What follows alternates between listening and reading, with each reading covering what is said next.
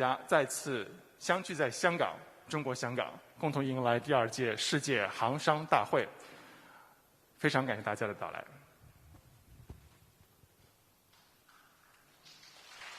Thank you all for coming. 好，我们稍事片刻，我们的主礼嘉宾很快就要进入会场。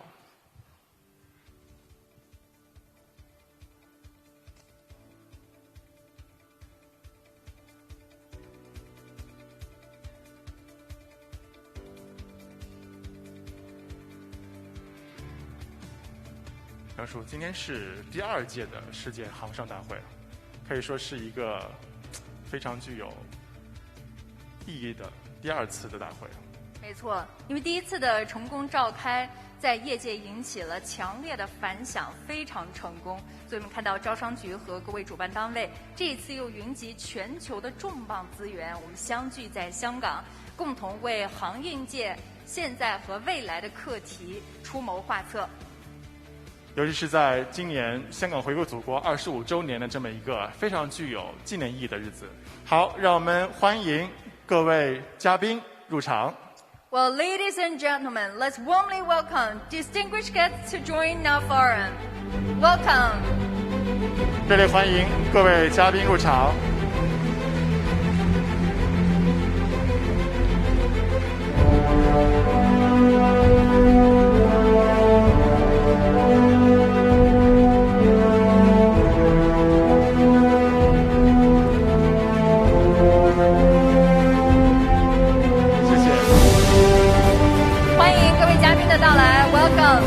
谢谢各位嘉宾，请各位嘉宾就座，谢谢。 Please be seated. 尊敬的各位来宾、女士们、先生们，大家下午好！欢迎再次相聚中国香港，共同迎来第2届世界航商大会。很荣幸能够担任本次大会的主持人，我是来自香港凤凰卫视的李科夫。大家好，我是凤凰卫视主持人杨舒，很荣幸担任这次论坛的司仪。Well, ladies and gentlemen, good afternoon. Welcome to the 2nd World Maritime Merchants Forum, and I meet you again in Hong Kong in such a beautiful season. And my name is Susie from Phoenix TV. Honored to be here with you. Welcome. 首先，让我们共同来欣赏大会的开幕短片。And first of all, let's watch the opening video of the forum together.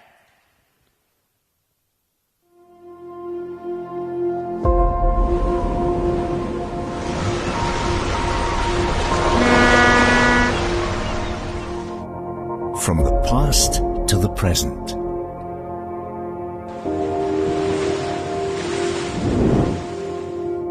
We have always encountered challenges, rugged environments, unbalanced supply-demand relationship, shortage of crew, the outbreak of the pandemic, supply chain restructuring, iteration and updating technology. During the voyage, we have never stopped thinking about how to respond to these emergencies. How to propose shipping solutions to global trade. From a boat to digital shipping.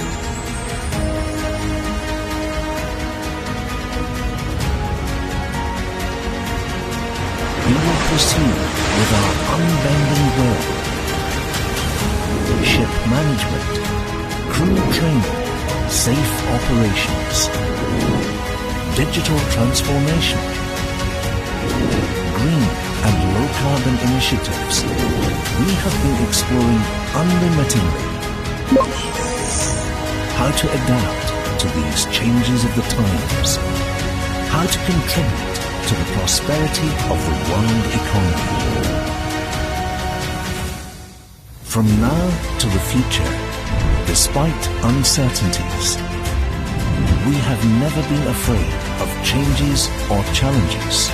After setting common goal, we make concerted efforts to discuss, address problems amid headwinds. If we can answer the questions of the industry, changes and the times. We will cooperate for a brighter future. The sea reflects the sky. If we make unremitting efforts, the best is yet to come. The World Maritime Merchants Forum 2022. Looking forward to your participation. Together for a brighter future. 15 November 2022, Hong Kong, China.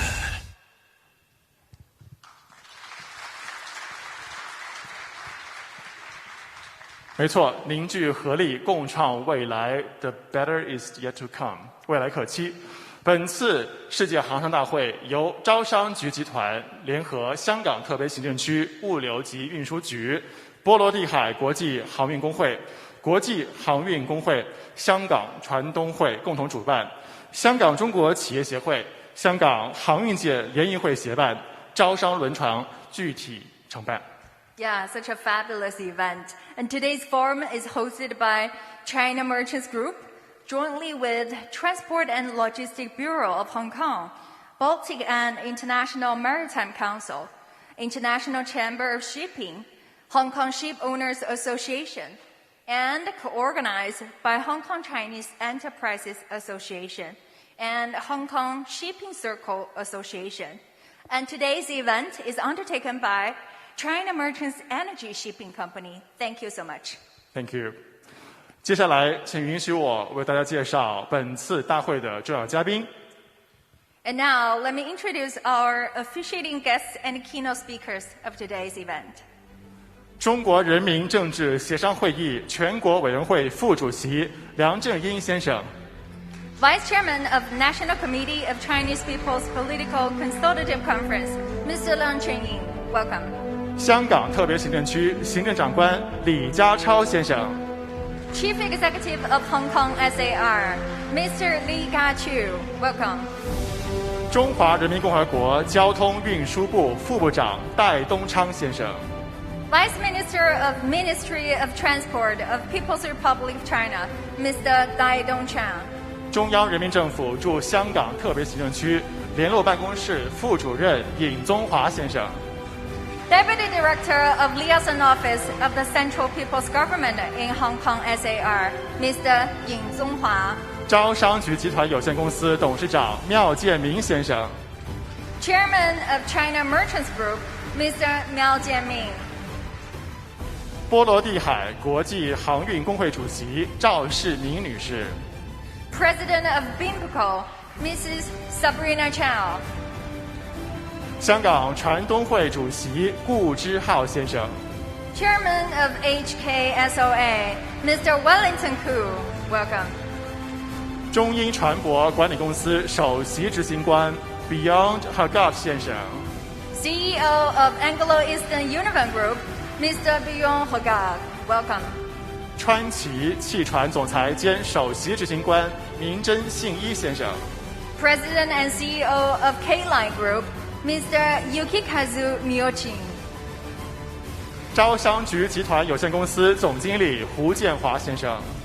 President of China Merchants Group, Mr. Hu Jianhua. 日本邮船总裁兼首席执行官长泽仁志先生。President and CEO of NYK Group, Mr. Hitoshi Nagasawa. 力拓集团全球商务运营总裁白瑞婷女士。Head of Commercial Operations of Rio Tinto, Ms. Law Barjin. 挪威船集社首席执行官海事 Knut Ubek Nielsen 先生。CEO Maritime, DNV, Mr. Knut Ubek Nelson. 再次欢迎各位嘉宾的莅临。那么今天我们还有幸邀请了来自全球航运及相关产业的杰出代表500人一同参加我们今天的会议。那么今天的主论坛结束之后，在明天我们还设立了线上分论坛和直播平台和大家分享。Exactly. Today we're pretty privileged to invite more than 500 elites across the globe to join us on site, also on live. And after today's main forum, we'll also set up an online forum tomorrow where everyone's invited. 各位尊敬的来宾，当前的航运产业可以说是面临着疫情反复、政局不稳、经济放缓等多重的世界的因素，这面着前所未有的挑战。所以本次大会以凝聚合力共创未来为主题，来汇集行业内外的资源，来共同探讨我们以航运的产业链的应对之道，来一起构筑全球航运的新生态。Exactly, and currently the shipping industry is under unprecedented challenges like never before, like the pandemic hasn't ended yet, and political disturbance, and also economic slowdown. And that's why we have the forum today. And we set up the theme as Together for a Brighter Future, where we invite elites and guests from across the globe to address the problem together. Exactly. We know we're in a tough time these days, but where there are difficulties, there are opportunities. 我们知道香港的繁荣和祖国可以说是紧密的联系在一起。一直以来，全国政协副主席梁振英先生为香港的繁荣稳定可以说是倾心尽力，始终关心和支持着香港国际航运中心的发展和建设。我们今天非常荣幸地邀请到梁副主席作为主礼嘉宾出席大会。下面有请梁副主席为我们致开幕词。Let's warmly welcome Vice Chairman Liang Chenying to deliver opening address. Welcome.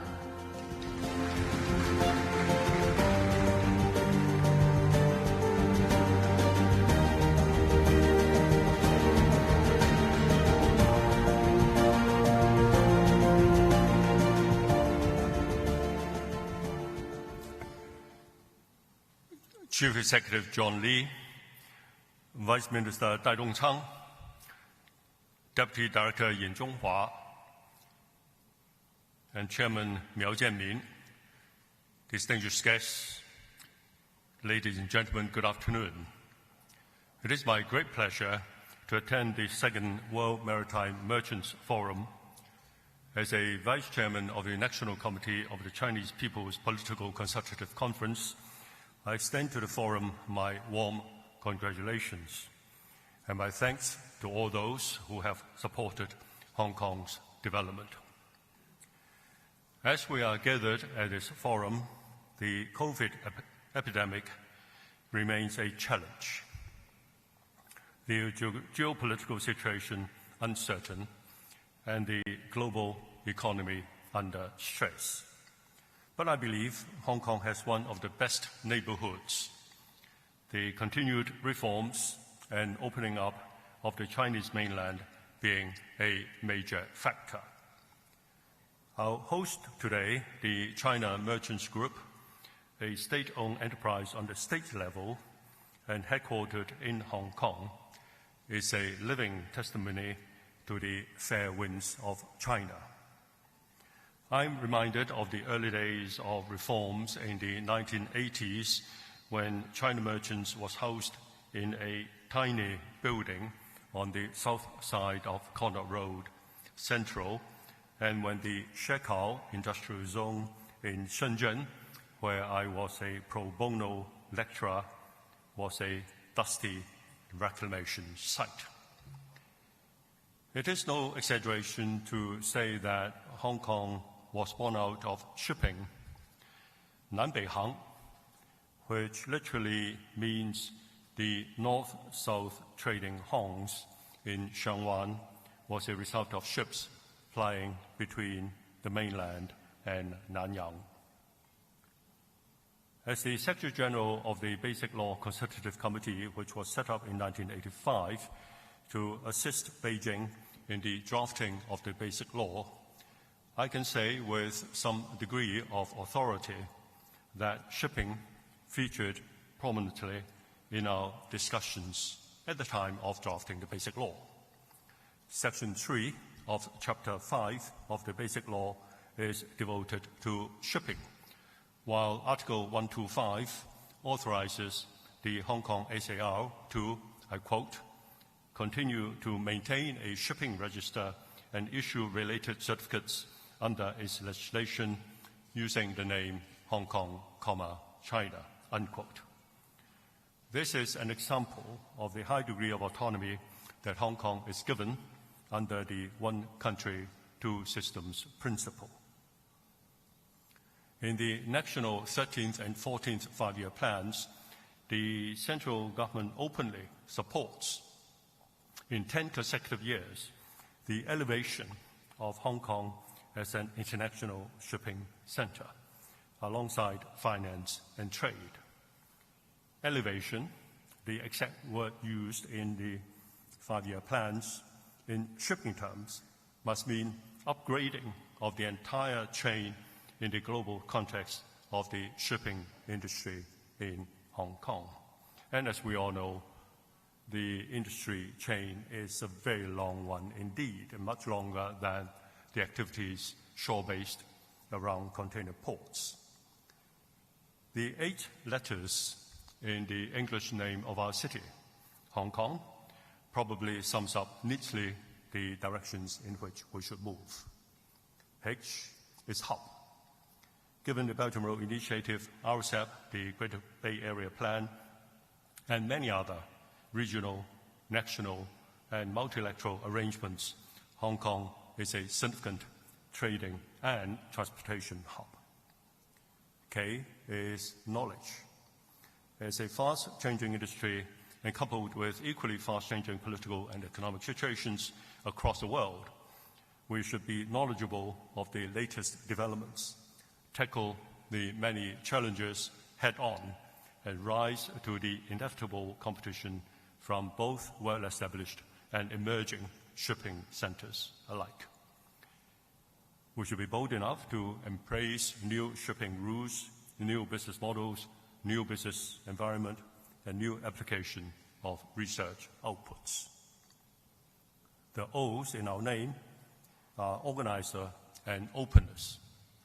Hong Kong should maximize its advantages, establish and improve the supporting policies and governance mechanisms, optimize the efficiency of resource allocation, and improve its capacity of industrial clustering.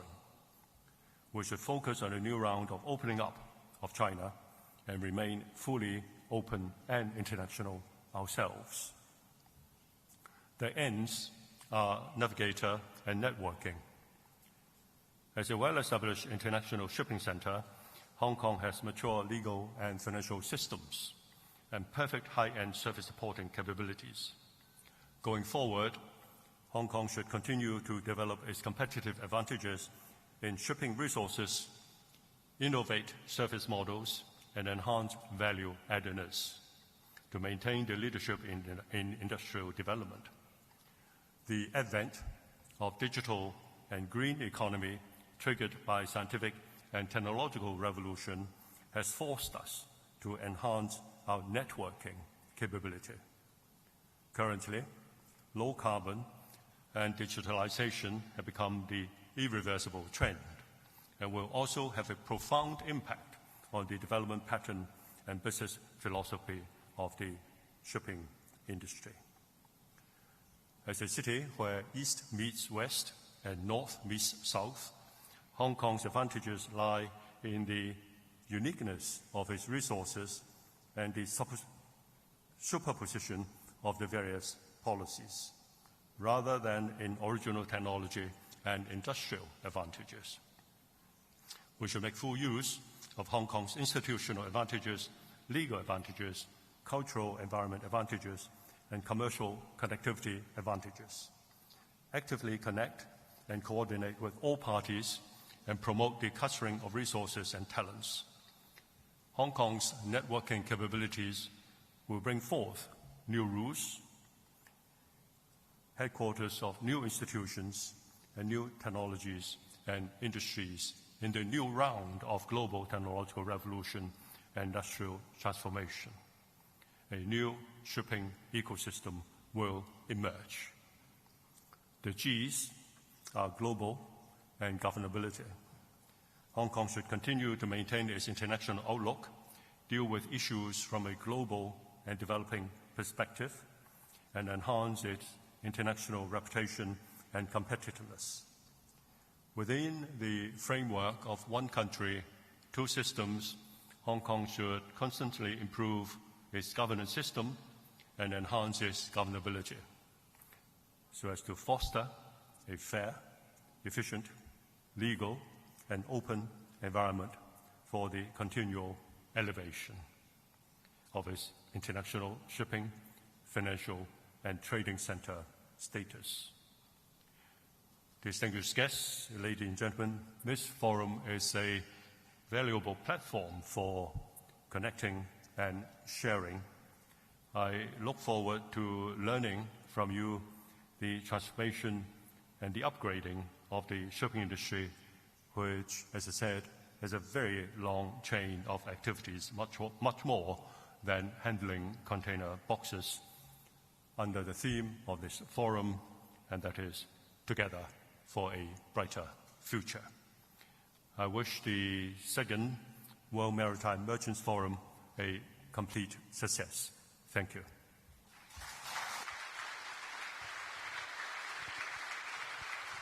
谢谢梁副主席的精彩致辞。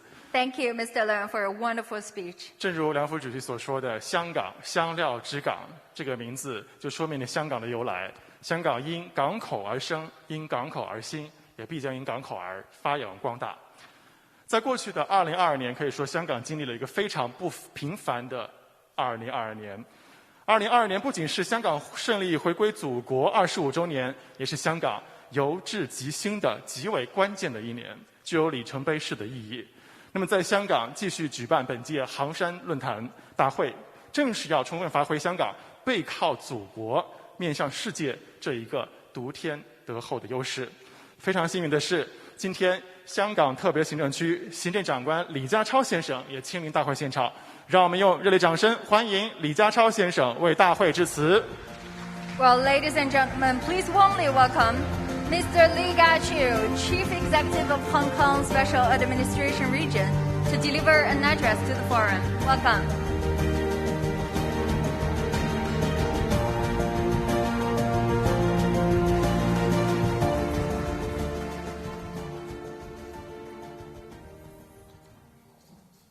Honorable Vice Chairman C.Y. Leung, Vice Minister Dai Zhongchang, Deputy Director Yin Zhonghua, Mr. Mao Jianming, distinguished guests, ladies and gentlemen, good afternoon to you all. I warmly welcome you all in person as well as online to the Second World Maritime Merchants Forum. I would like to start by expressing my appreciation towards the China Merchants Group and other organizers for holding the second edition of this prominent shipping industry event, with distinguished audience from the maritime and commercial sectors around the globe. In the midst of the COVID-19 pandemic, the shipping industry has been facing unprecedented challenges, including economic downturns, rising pressure on global inflation, and the need for sustainable development. This year's forum, themed Together for a Brighter Future, provides a timely opportunity to discuss the way forward for the industry. Under the one country, two systems principle, Hong Kong enjoys the strong support of our country while being closely connected to the world. We are well placed to provide a platform for international exchange on the future of the shipping and maritime sector. Hong Kong is a long-standing supporter and practitioner of free markets and multilateralism. We believe in the free flow of goods and services, people and capital. The Hong Kong port is one of the 10 busiest container ports in the world. Shipping is the lifeblood of our economy, with the industry carrying nearly 90% of the volume of external merchandise trade of Hong Kong to date. Trading and logistics account for 1/5 of Hong Kong's GDP, and the sector is underpinned by our steadfast port, shipping, and maritime services. The central government has been clearly supporting Hong Kong's position as an international shipping center in the National 14th Five-Year Plan and the Guangdong Hong Kong Macau Greater Bay Area Development Plan. The Hong Kong SAR government will continue to proactively entrench Hong Kong's strengths by further developing our high value-added maritime services. Hong Kong relishes an almost unrivaled competitive advantage in the provision of diverse maritime services with its premier location and nearly 900 shipping-related enterprises established. The Hong Kong SAR government endeavors to attract more high-quality maritime businesses to Hong Kong and, in turn, develop an even more vibrant maritime services cluster. In July this year, we have started a new half-rate profit tax concessionary scheme for qualifying shipping commercial principals, ship agents, managers, and brokers. We will also continue to nurture maritime talent and actively promote the development of smart port. We are also committed to promoting sustainable development. As part of our decarbonization efforts, we are pressing ahead with the provision of liquefied natural gas bunkering for ocean-going vessels in Hong Kong and implementing the latest requirements of the International Maritime Organization. Thanks to such long-standing advantages as our friendly business environment, low and simple tax regime, the rule of law, world-class infrastructure, and an abundance of professional talent, Hong Kong will continue to serve as the business and logistics gateway between the mainland and the world. This connectivity and our deepening integration with the mainland will create fresh opportunities for Hong Kong and for the economies and companies that work with us. Ladies and gentlemen, Hong Kong looks forward in joining hands with you to create a new global shipping industrial ecology in the district chain. I wish you a fruitful discussion at today's forum and the best of business in the coming year. Thank you. Thank you very much. 谢谢，感谢李家超行政长官的致辞。Thank you, Mr. Lee, for a wonderful speech. Thank you. 作为中国航运的政府管理机构，可以说中国交通运输部对航运的产业的发展始终是给予了高度的重视和支持。那么今天由于疫情的关系，中国交通运输部副部长戴东昌先生难以亲临现场，让我们有请戴副部长我们做视频致辞。Yes. Well, the Ministry of Transport of China has been highly supportive of today's event and also the shipping industry in China. And however, due to the pandemic, well, Mr. Dai cannot make it today. However, he recorded a video, and now let's take a look at the video address by Mr. Dai. Take a look. 尊敬的梁振英副主席、李家超行政长官、尹中华副主任、各位嘉宾、女士们、先生们、朋友们，大家好。受李小鹏部长委托，很高兴以视频方式出席第2届世界航商大会。在此，我谨代表中华人民共和国交通运输部，对本届大会的召开表示热烈的祝贺，对长期以来关心和支持中国交通运输事业发展的朋友们表示诚挚的谢意。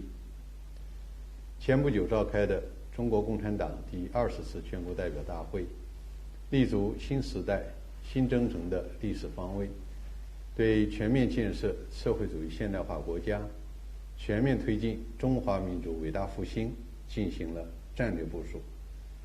习近平总书记在中共20大报告中强调，要加快建设交通强国，推动共建“一带一路”高质量发展，着力提升产业链、供应链韧性和安全水平，为推动交通运输高质量发展指明了前进方向。2021年10月，习近平主席在第2届联合国全球可持续交通大会开幕式上发表主旨讲话时指出，各国只有开放包容、互联互通，才能相互助力、互利共赢。交通是经济的脉络和文明的纽带。航运业作为交通运输的重要组成部分，在服务世界经济发展、畅通全球贸易中发挥着不可替代的重要作用。我们要顺应世界发展大势，推进全球交通合作，书写基础设施联通、贸易投资畅通、文明交融沟通的新篇章。本届航山大会以凝聚合力、共创未来为主题，汇聚全球产业链、供应链众多的杰出代表，共同探讨航运业高质量发展之路，具有重要的意义。在这里，我愿提出3点建议。第一，坚持科技创新，增强发展动能。我们要把握新一轮科技革命和产业变革新机遇，加快航运数字化、智能化的发展，推动大数据、互联网、人工智能、区块链等新技术与航运业深度融合，大力发展智慧航运，提高港口、航道等基础设施智能化的水平，加强智能传播、智能航运服务试点示范和推广应用，推动航运新业态规范、健康、稳定发展，不断增强发展动能。第二，坚持生态优先，促进绿色低碳。当前，包括招商局集团、中原海运集团在内的全球主要航运企业，都积极探索和实践船用清洁能源和新能源等降低碳排放的措施。面向未来，我们要坚持创新、协调、绿色、开放、共享的新发展理念，坚持生态优先、绿色发展，充分发挥航运运能大、能耗低、排放少的优势，加快推动航运业全面绿色低碳转型，为实现碳达峰、碳中和贡献积极力量。第三，坚持开放合作，推动互联互通。中国已成为全球海运连接度最高的国家，建成了粤港澳大湾区等世界级的港口群，海运船队规模居全球第2。中国的发展离不开世界，世界的繁荣也需要中国。我们愿同各国一道，促进全球航运合作，加强基础设施硬联通和制度规则的软联通，保障物流供应链稳定畅通。今年10月14日，中国国际可持续交通创新和知识中心成立。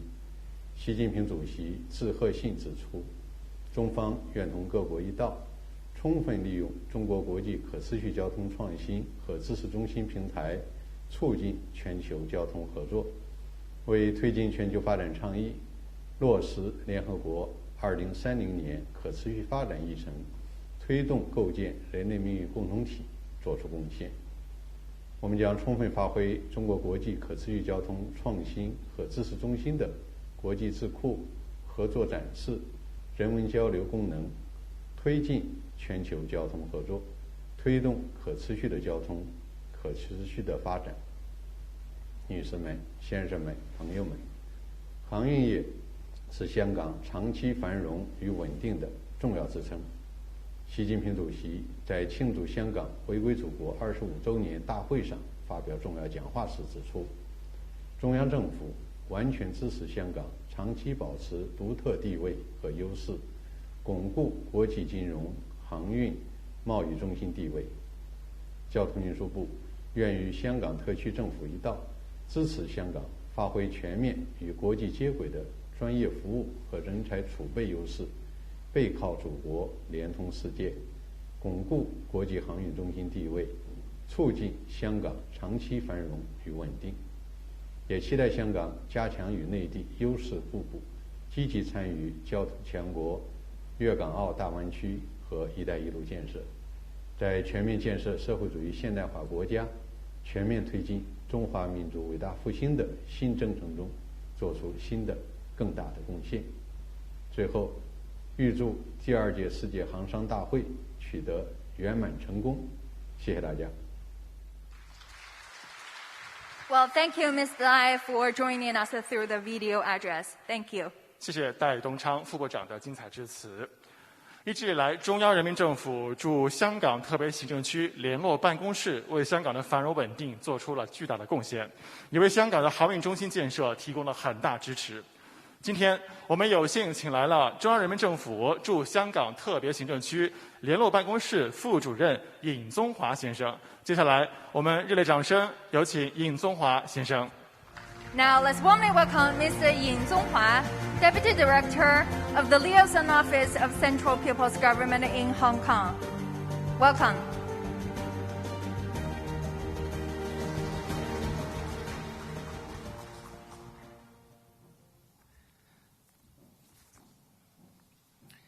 "尊敬的梁振英副主席、李家超行政长官，尊敬的戴宗昌副部长、廖建民董事长，各位嘉宾、各位朋友，大家下午好。我很高兴再次参加世界航商大会。首先，我代表香港中联办对大会的召开表示热烈的祝贺。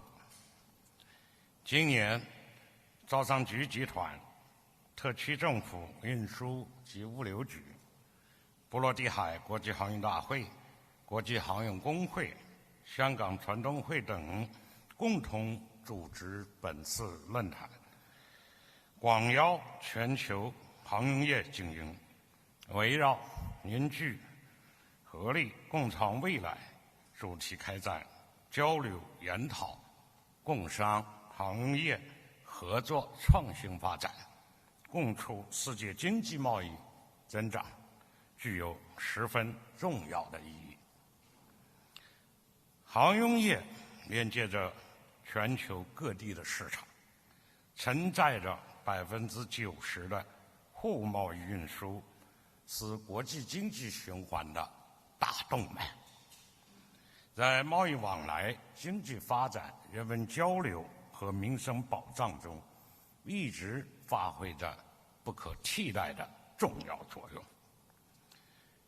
新冠肺炎疫情肆虐全球之际，一条条跨越海洋的国际航线，一艘艘载着物资的航船，开辟出无数条生命的通道，把防疫物资、生物用品、生产资料源源不断地送达到世界各地，为维持产业链、供应链的正常运转和人民基本生活提供了重要的支撑。当前，100年变局加速演进，新一轮科技革命和产业变革深入发展，刺激疫情影响深远，经济全球化曲折前行。航运业既面临着新技术应用、互联互通不断深化的重大机遇，也面临着市场波动加剧、减排压力增大等现实挑战。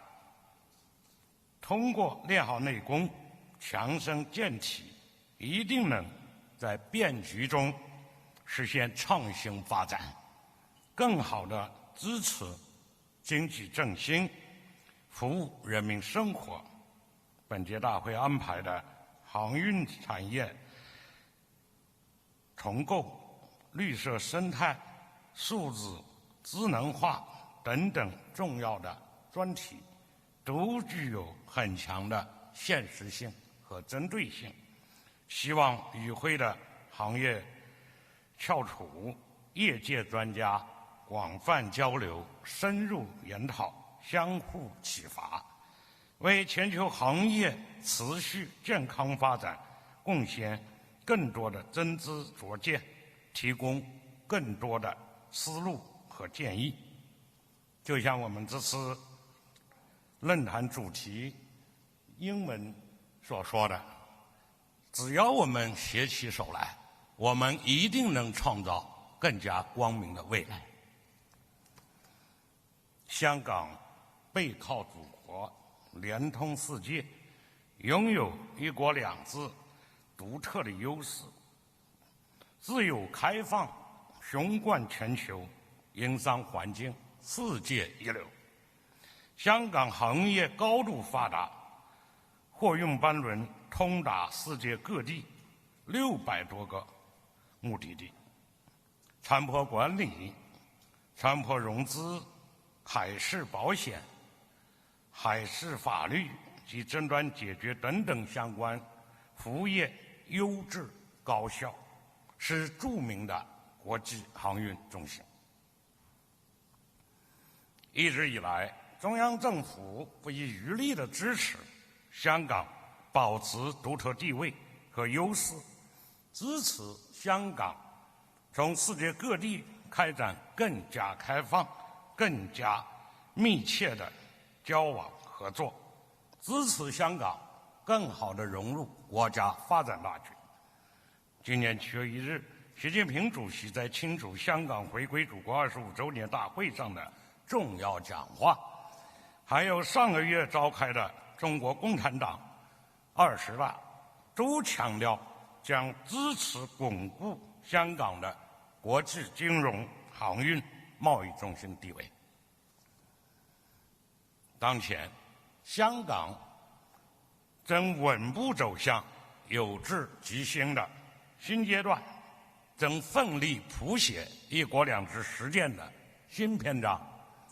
只要用好中央的支持政策，紧紧抓住国家发展的战略机遇，牢牢把握经济全球化的历史大势，持续优化营商环境，不断提升吸引力和辐射力，香港国际航运中心就一定能百尺竿头，更上一步。在促进国际行业健康持续发展中发挥更加积极的作用，为全球贸易发展、世界经济繁荣做出新的更大的贡献。最后，祝第2届世界航商大会取得圆满的成功。谢谢大家。谢谢尹副主任的致辞。Thank you, Mr. Yin, Deputy Director Yin, for your wonderful speech. Thank you. 谢谢，非常感谢。创立于1872年的招商局，今年迎来了150周年诞辰。作为香港成立运营最早的中资企业之一，招商局积极发挥百年央企、综合央企、驻港央企的特点和优势，扎根香港，服务香港，为维护和促进香港繁荣稳定做出了重要的贡献。而今年也是招商局集团牵头创办世界航山大会的第2年，集团将继续发挥在航业中的影响力。接下来，让我们用热烈掌声有请招商局集团董事长廖建明先生做主旨演讲。And now let's warmly welcome Mr. Miao Jianming, Chairman of China Merchants Group, to deliver the keynote speech. Thank you.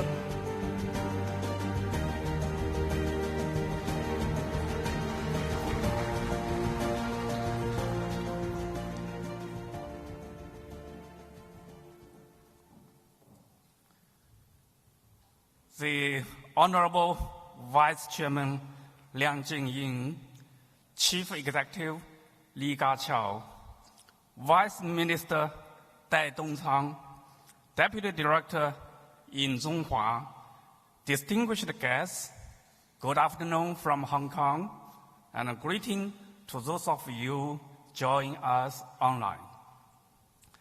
Last year in Hong Kong, an international shipping, financial, and trade center, we successfully built the World Maritime Merchants Forum, a global industry exchange platform which promoted the exchange and integration of the upstream, downstream industry chain, contributed wisdom and strength to the development of the industry, and was warmly welcomed and praised from all parties.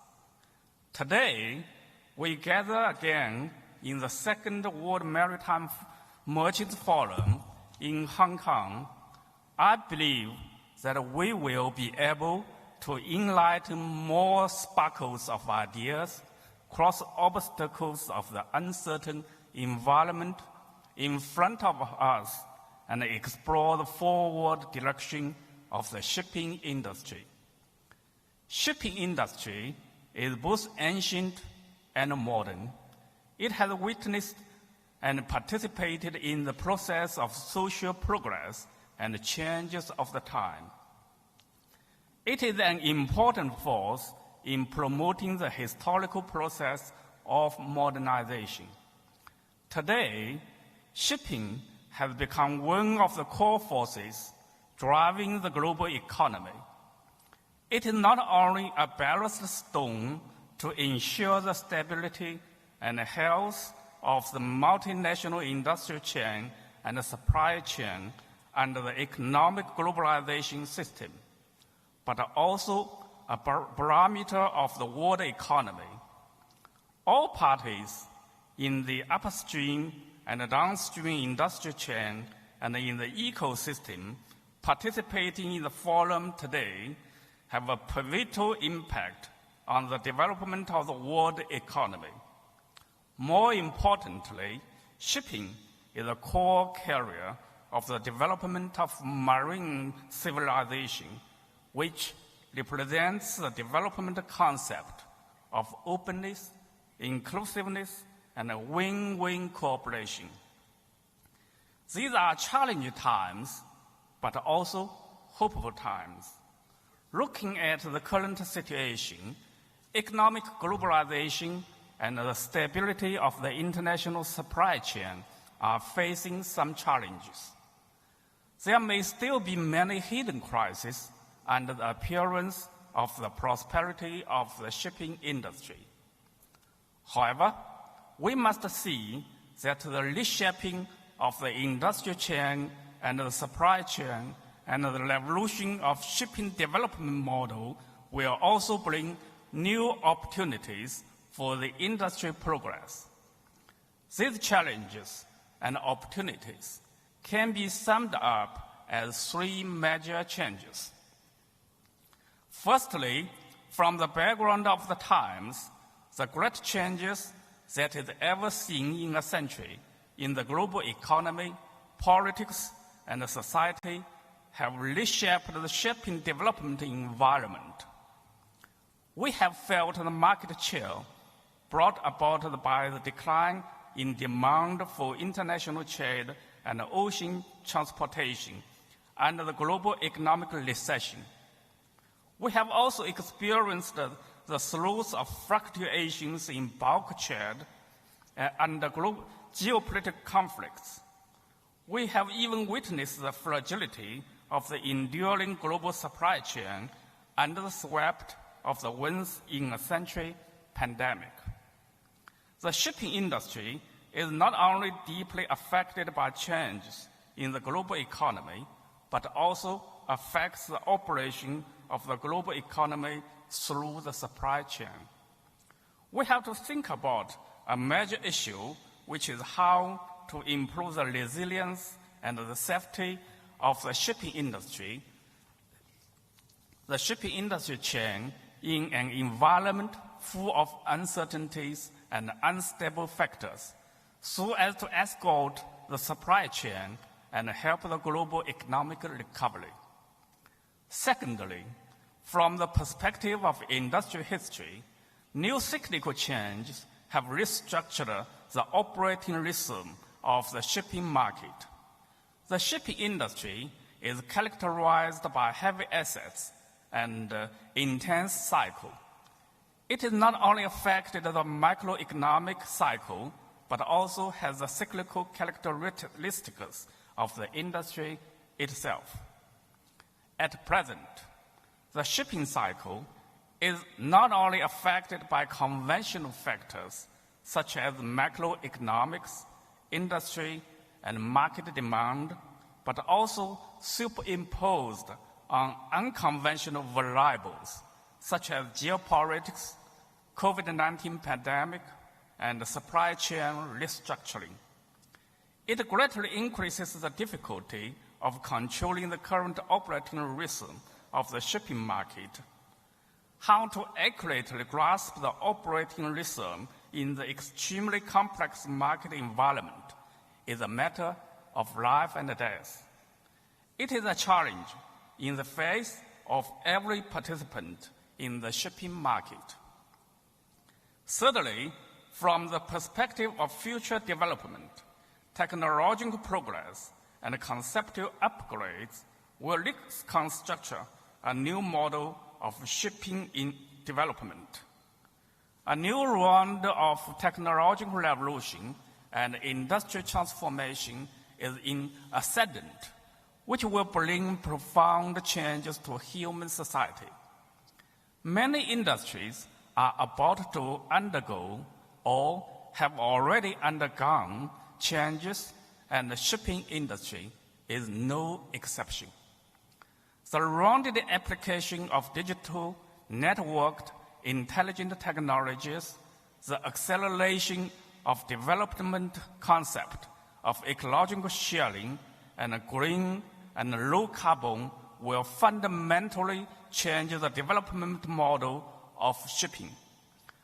Whoever can grasp new trends, apply new technologies, practice new ideas, expand new space, will be able to win in the new round of competition.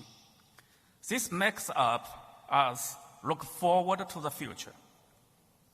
Facing new challenges and opportunities, only being good at grasping the changing and unchanging of the shipping industry can we turn crises into opportunities and seek opportunities in crisis.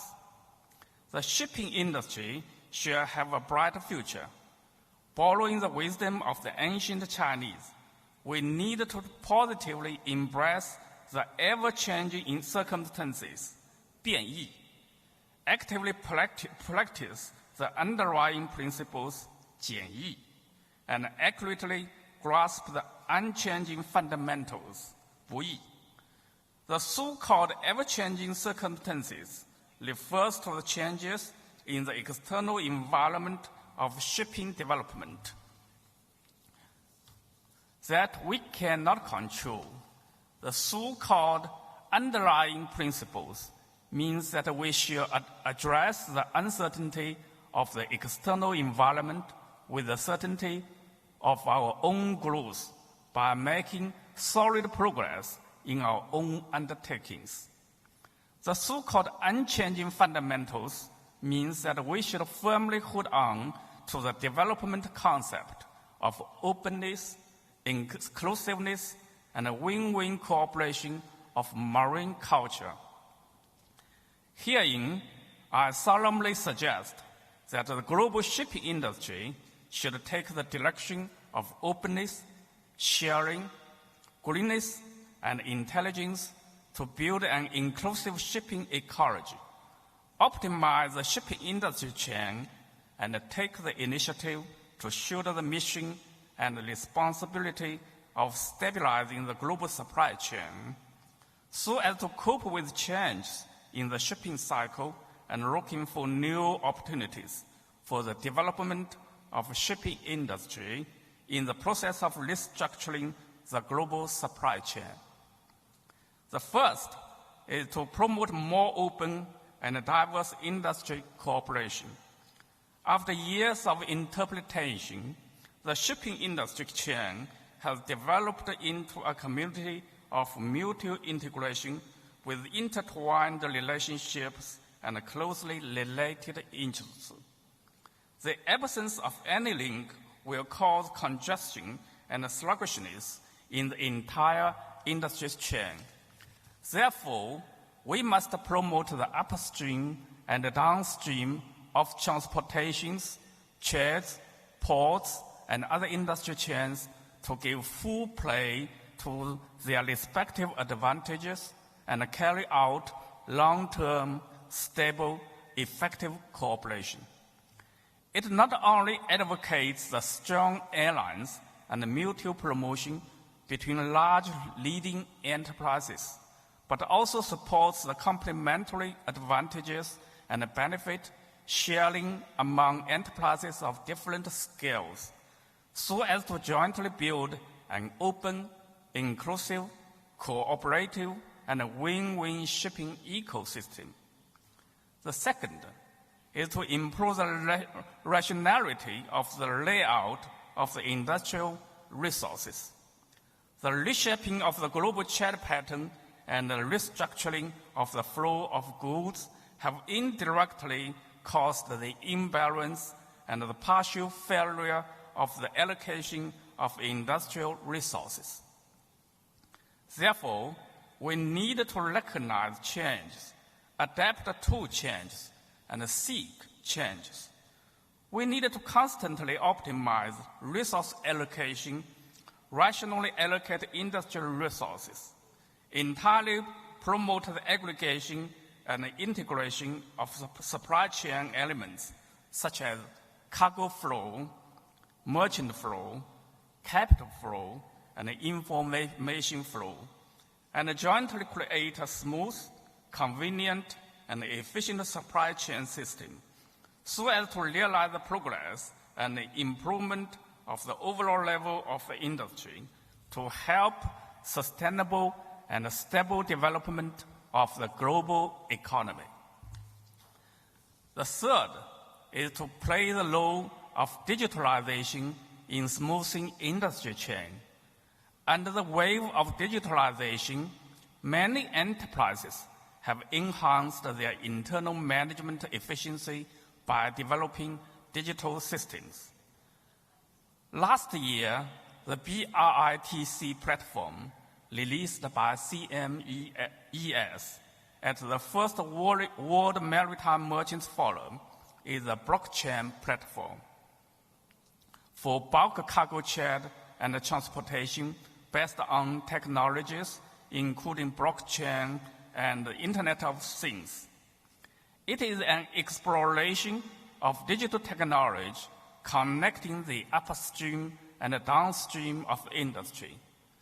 To truly play the role of this type of platform, upstream and downstream enterprises need to be deeply involved, fully integrate the data and the information of each node of the industry chain, realize the full process control and management of data and information in trade, shipping, ports, and other links, break the information islands through the digital divide, form unified industry standards and guidelines, and truly form a brand new industry pattern of interconnection, win-win, and sharing.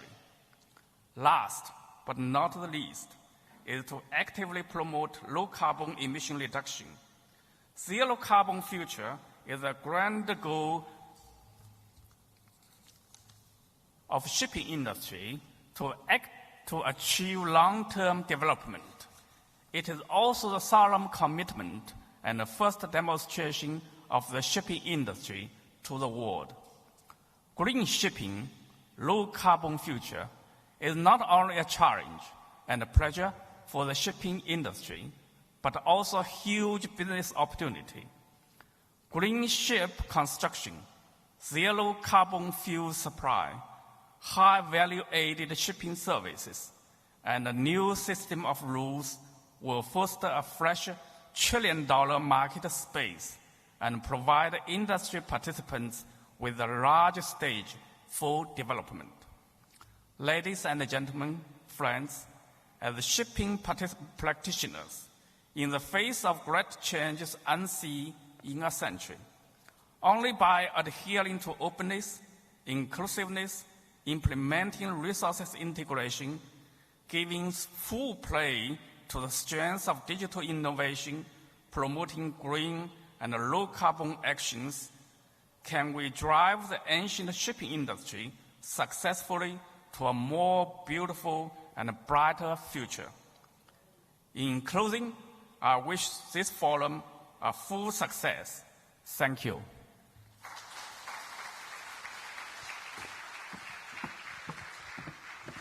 Thank you, Chairman Miao, for a wonderful speech. Thank you. 谢谢妙建棉董事长的精彩演讲。正如妙董事长所说的那样，航运业是国际贸易发展的重要保障。目前，全球的经济贸易的局势面临着深刻调整，为航运业带来了深刻的挑战。更需要我们把握机遇，凝聚共识，深化创新，加强合作，才能迎接一个更好的未来。Exactly. The shipping industry has been facing unprecedented challenges like ever before. And that's why this forum provided a valuable platform for sharing and connecting and inviting everybody to address the problem together. Exactly. 由于李家超行政长官、尹宗华副主任还有公务在身，需要先行离场，让我们再次以热烈掌声感谢他们的到场。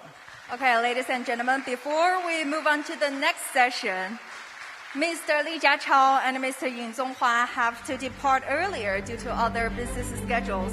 Let us thank once again to all of them, and thank you for making your presence today. Thank you.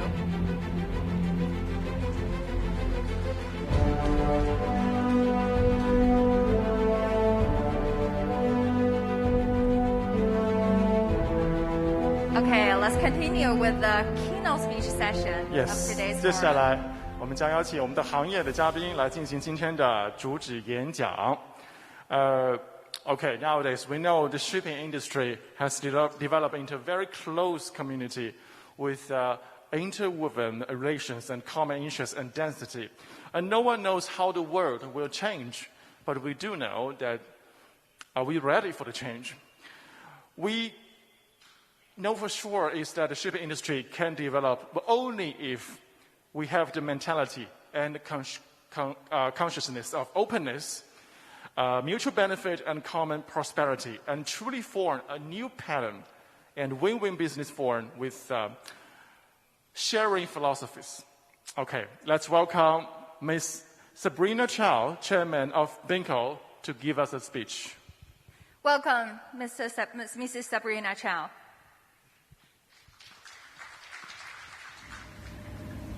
Dear ladies and gentlemen, thank you for the opportunity to speak today at the Second World Maritime Merchants Forum. The theme for this year's forum is Together for a Brighter Future.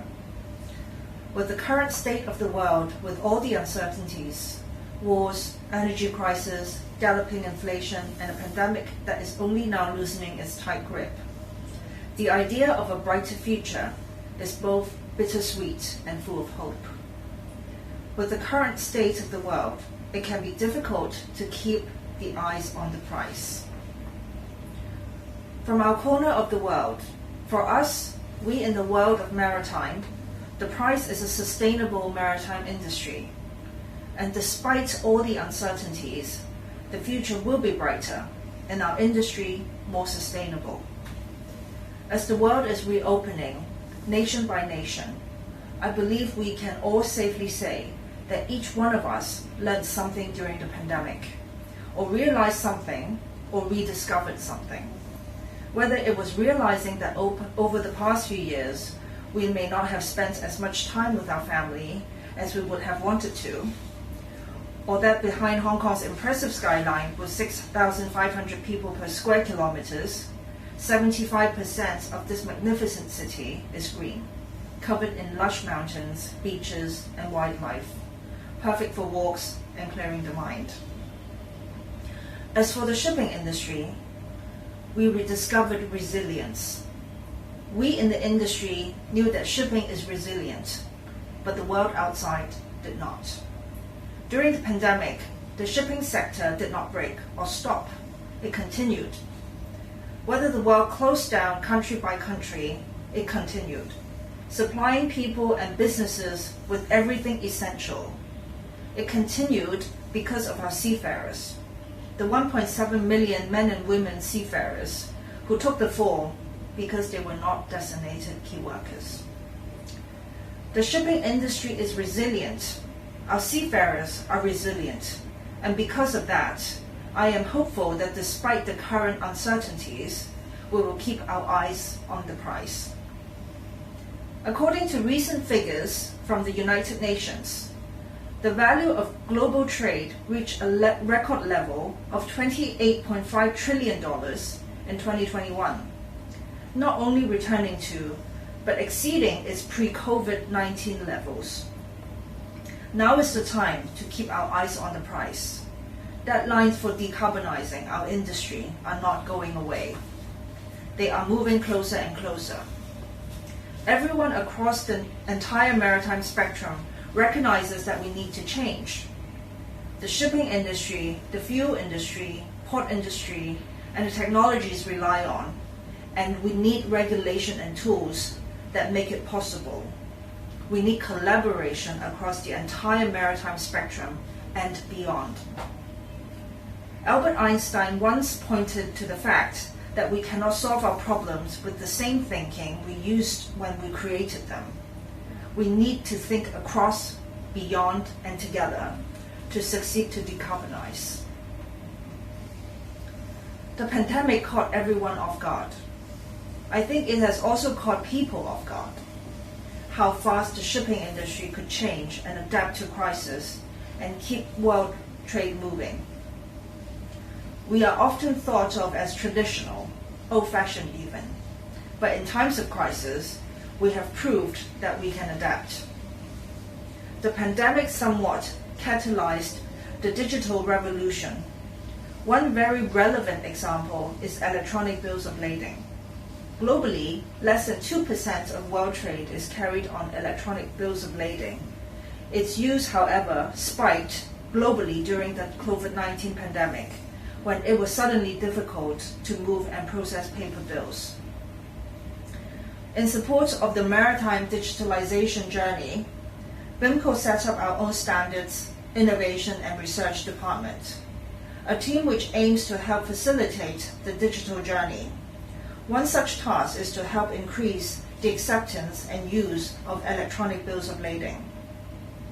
Also in July this year, BIMCO published the Electronic Bills of Lading Standard for bulk shipping to encourage the momentum seen in the uptake during the pandemic and to keep the digitalization agenda moving forward. Small steps can have significant impact. I know it sounds easy, adapt, innovate, execute, but we are facing some fundamental challenges. Supplies of green fuel will, for a while, be limited and expensive. Deep sea ships need portable energy made from zero-carbon electricity, but many other industries will be competing for green electricity too. According to a paper published by the OECD Forum Network by Martin Stopford of Marcon, around 400 tons of green methanol will be needed to replace the daily oil consumption of a $180 million container ship. An offshore wind farm producing enough electricity to synthesize the amount of methanol costs about $1 billion. With limited to supply, the price could be significantly higher. One of our urgent tasks across the maritime spectrum is to close the gap between the cost of traditional fossil fuels and greener alternatives. I don't have a way to make it sound easy. We are facing many unknowns and some uncertainties. Let's focus on the certainties, one step and one leap at a time. We have much of the intelligence, data, ideas, and research needed to take the next steps and leaps to decarbonize. We have many pieces of the puzzle, and we have the resilience, the kind of resilience needed to keep our eyes on the prize. I'm sure a lot of the issues I touched on in this speech will be covered at this second World Maritime Merchant Forum. I thank the organizer China Merchant for having BIMCO as a key partner.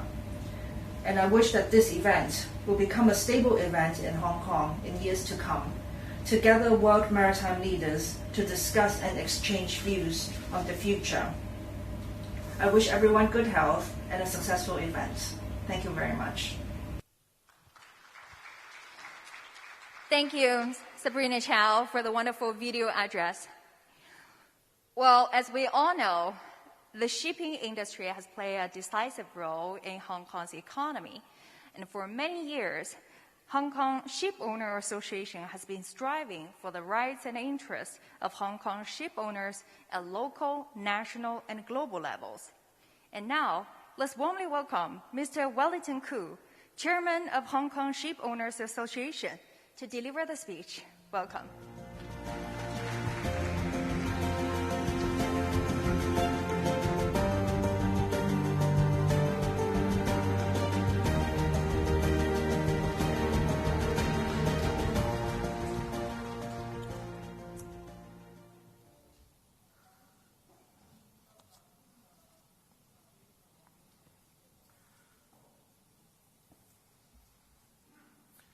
Distinguished guests, ladies and gentlemen, it is my pleasure to join you at the World Maritime Merchants Forum today. As part of China, Hong Kong has always been a superconnector between China and other parts of the world. As part of Hong Kong, the Hong Kong Ship Owners Association has always been a key driving force of both the Hong Kong and the global shipping communities. Since 2019, following the promulgation of the National Development Plan for the Guangdong, Hong Kong, Macau, Greater Bay Area, GBA, we have seen even more opportunities and challenges than ever. I would like to take this occasion to share with you some thoughts about leveraging the GBA advantages for both Hong Kong and global shipping on two fronts. That is how to go smart and go green.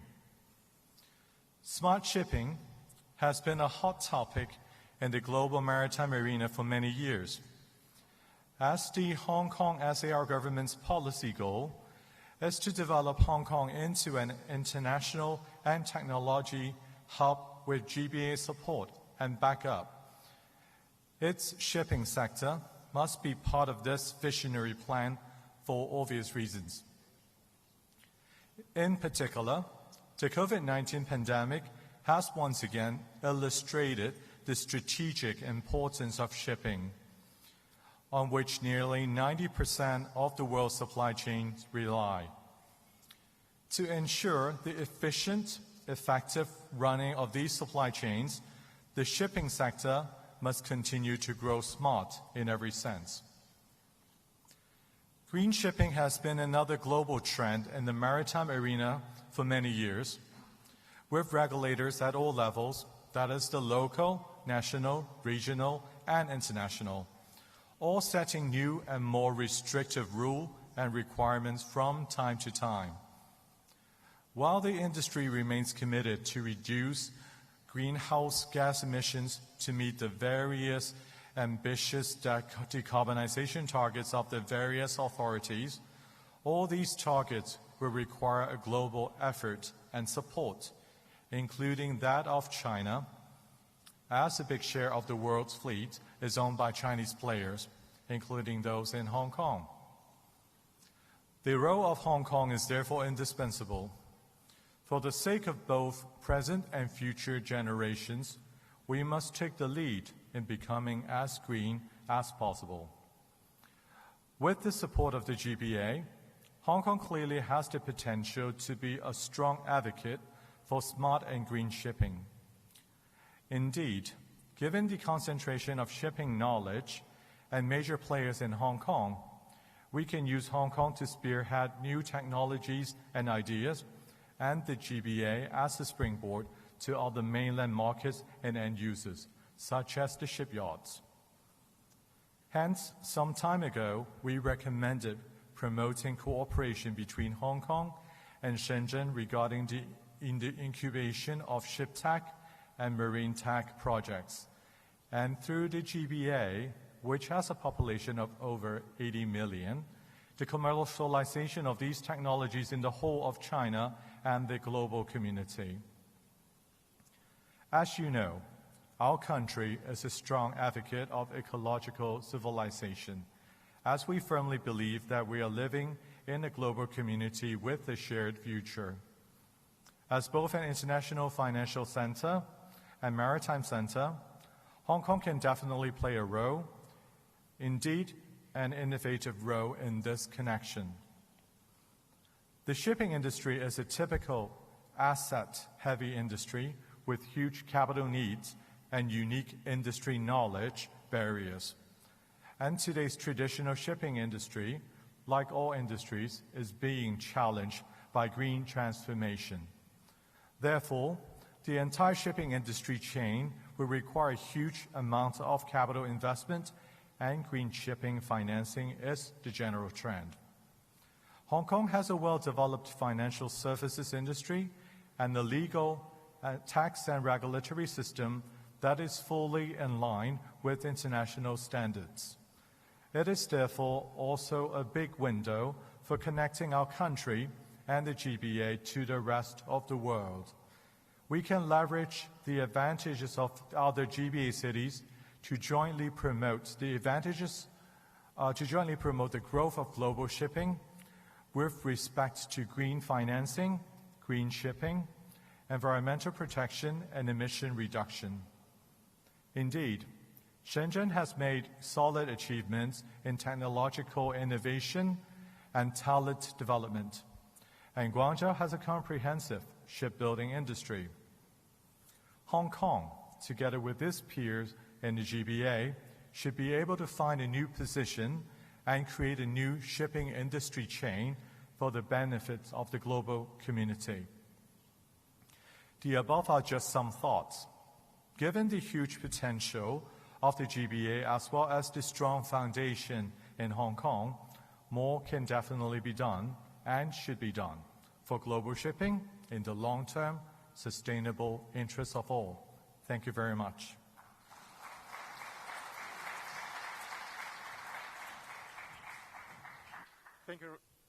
Thank you very much, Mr. Wellington Koo, for your wonderful speech. Nowadays, when we talk about the shipping industry, we talk about carbon reduction, something we have to face. The shipping industry is facing the pressure of carbon reduction transformation. And as a shipping enterprise, how can it find a practical way to achieve the transformation and upgradation while keeping the bottom line of safety and financial feasibility? That's a very important question. Please listen to Mr. Bjorn Høgaard, CEO of Anglo-Eastern Union Group, on his speech, Safeguard the Bottom Line of Safety, Challenges and the Measures from Ship Management Fields. Welcome.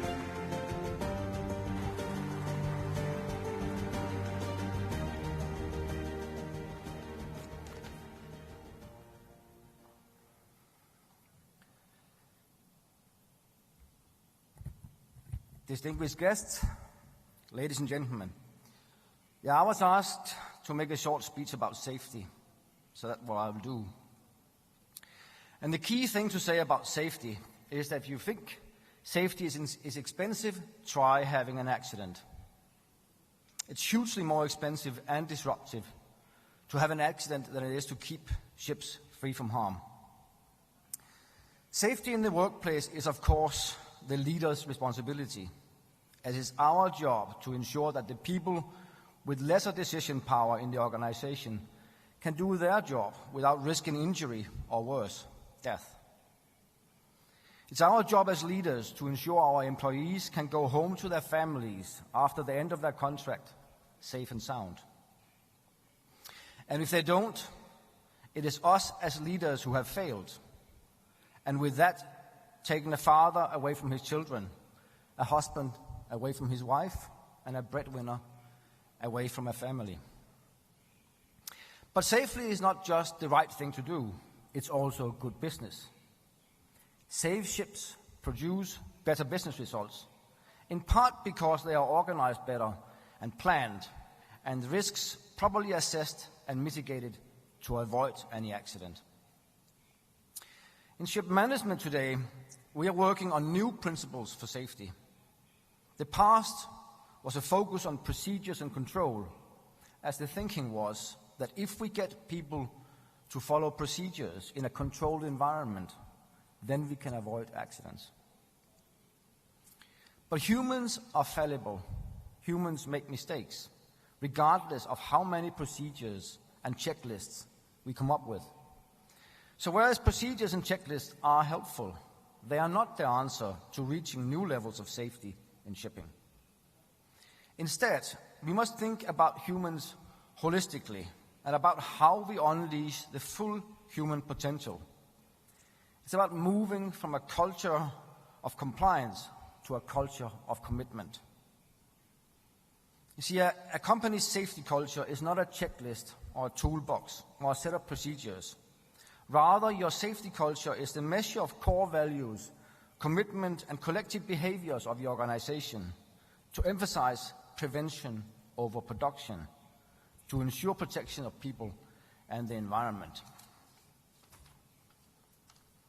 Notice the focus on commitment here.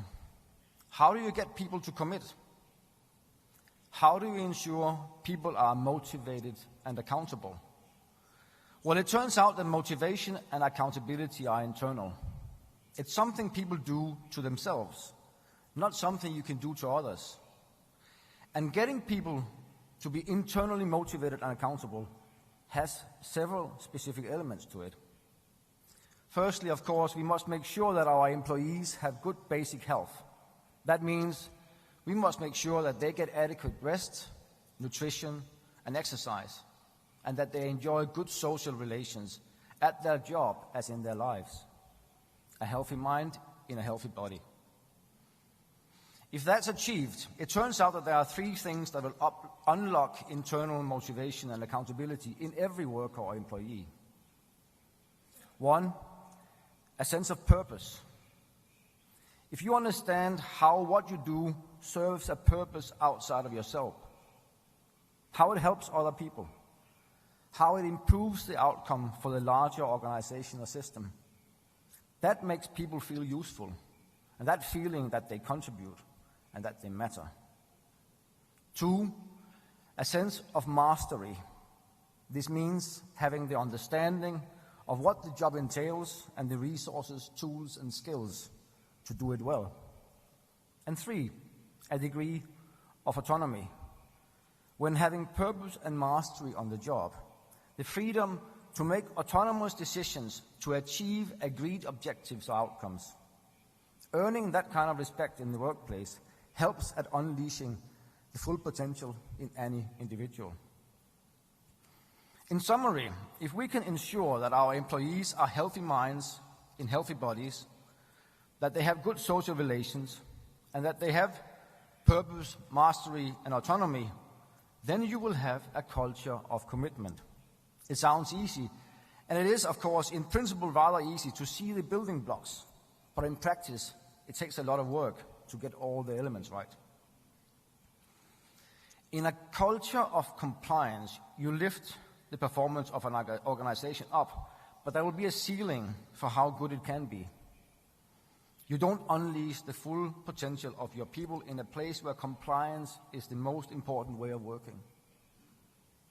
In a culture of commitment, if built on top of a good process safety and appropriate safety tools, you put a floor under how bad things can be.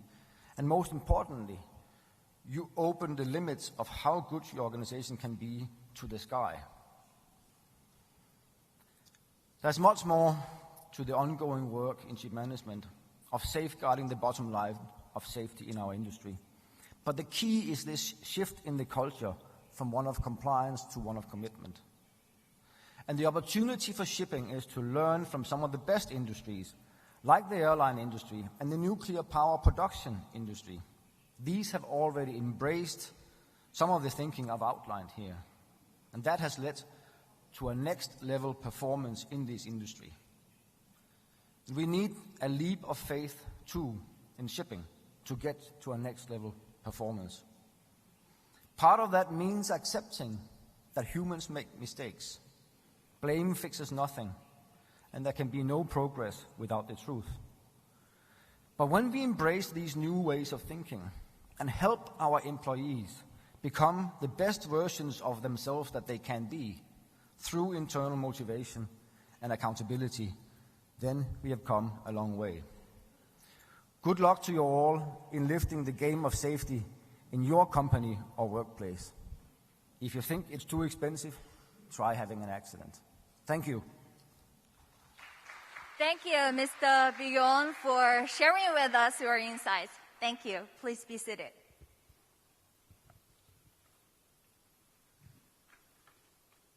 Well, low carbon has been a global trend nowadays. And we found the institutions and organizations have issued a series of regulations to protect our motherland. But for the shipping industry, people would naturally ask, like, how to adjust to the new regulations and how to transit from current stage to green energy. And next, we'd like to invite Mr. Yukikazu Miyochin, President and CEO of K-Line Group. He has his answer. Take a look.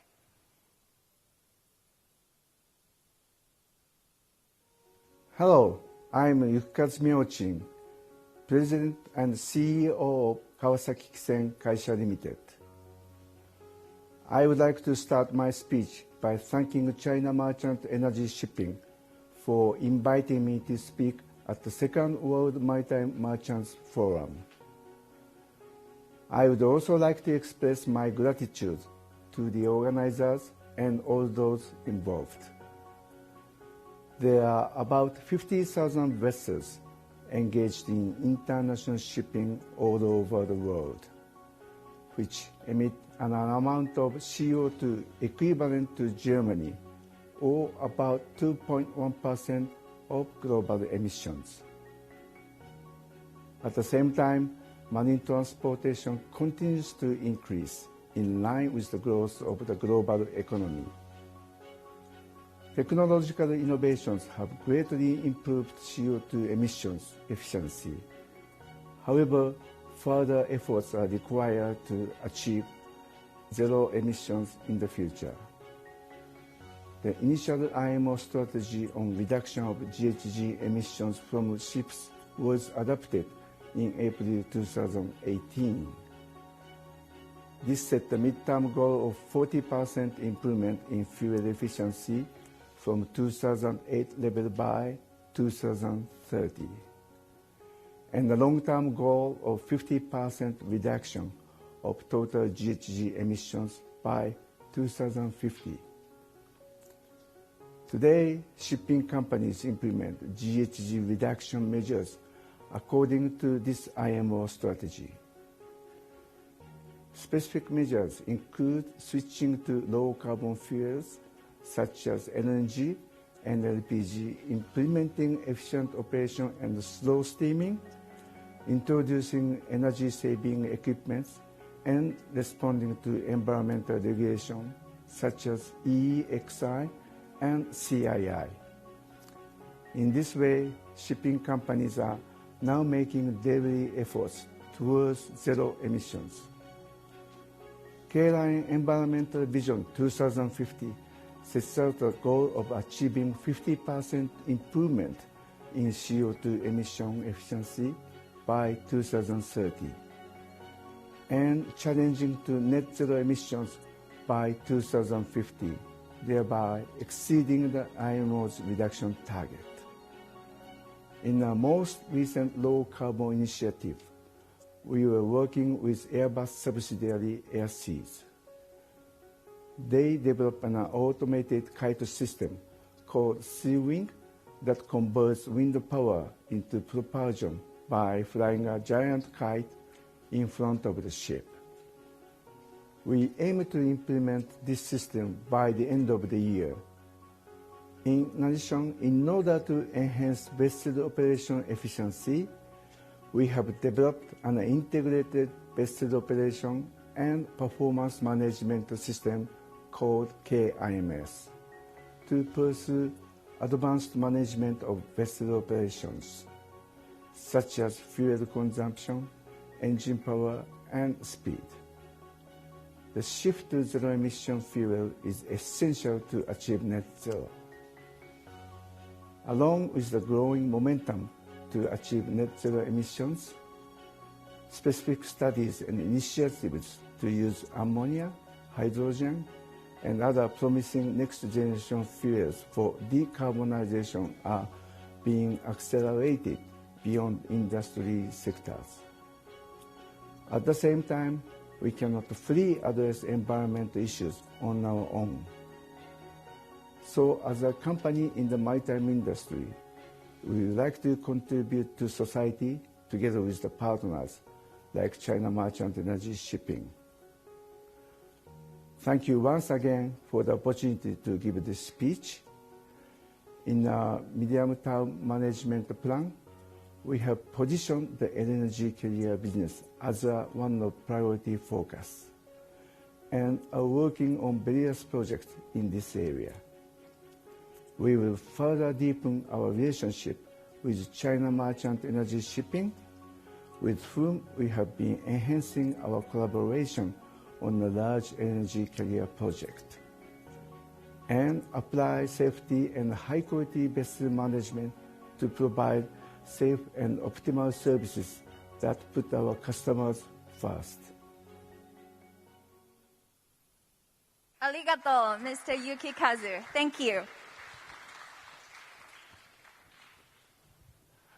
The transformation of the shipping industry is a hot issue of the current development practices, and it is also the result of the impact from internal and external driving forces and adaptive selection.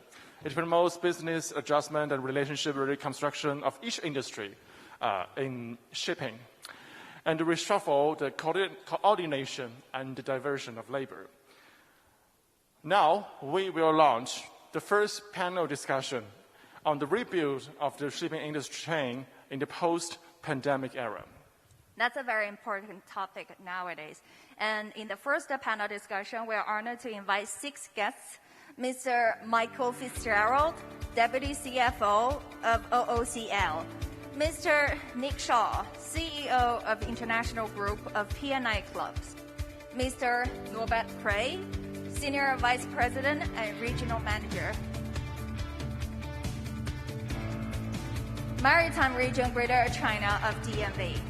And Mr. Rajpal Badi, Vice President of Maritime, Supply Chain Excellence and Sustainability, BHP. Ms. Rosita Lau, Partner of Ince & Company. Dr. Ahmed Fahmy, Regional Medical Director of International SOS. Welcome, everybody.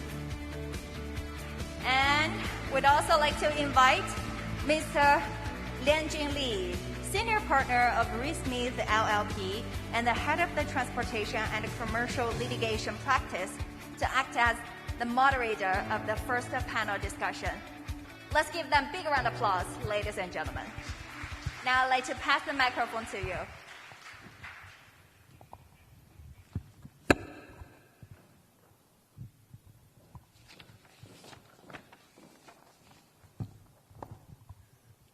Good afternoon, distinguished guests, ladies and gentlemen.